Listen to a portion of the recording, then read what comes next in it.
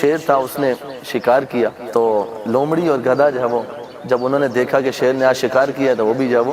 شیر کے پاس آ پہنچے۔ شیر نے کہا کہ ہاں بھائی اب یہ شکار تو ہو گیا، اب اس کو تقسیم کرو، تمہارے اوپر چھوڑا کہ اس کو کیسے تقسیم کرتے ہو۔ سب سے پہلے گدھے کی باری آئی اور گدھے نے کچھ اس طریقے سے تقسیم کی کہ کہا بادشاہ سلامت، جو اگلا حصہ نا فرنٹ پیس یہ آپ قبول فرما لیجیے، اور یہ جو بیک سائڈ ہے نا یہ آپ ہمیں دے دیجیے۔ شیر نے جب یہ بات سنی تو شیر نے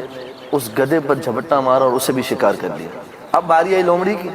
شیر نے کہا ہاں بھائی اب آپ تقسیم کرو۔ جب اس نے یہ ماجرا دیکھا تو اس نے کہا بادشاہ سلامت، اس شکار کے 3 حصے کیے جائیں، ایک حصہ آپ صبح بریک فاسٹ ناشتے میں کھائیں، ایک حصہ آپ دوپہر لنچ کے طور پر یوز کریں،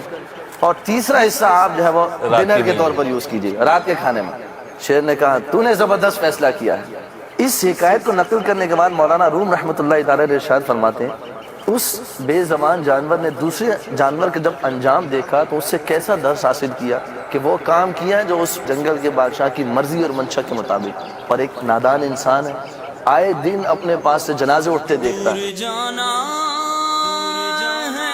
ایک دن مجھے بھی اسی طریقے سے جانا ہے اور اللہ تبارک و تعالیٰ کے حضور پیش ہونا ہے، تو حقیقت میں اگر ہم اپنے گرد و پیش کے معاملات میں اور ان ساری چیزوں پر غور و فکر کی عادت بنانے کا اگر ہمارا ذہن بن جائے، بہت ساری چیزیں ہمارے لیے آسان ہو سکتی ہیں، اور اللہ تبارک و تعالیٰ کی منشا اور مرضی پر عمل کرنا ہمارے لیے بے حد آسان ہو سکتا ہے اگر ہم غور و فکر کی عادت اپنا لیں۔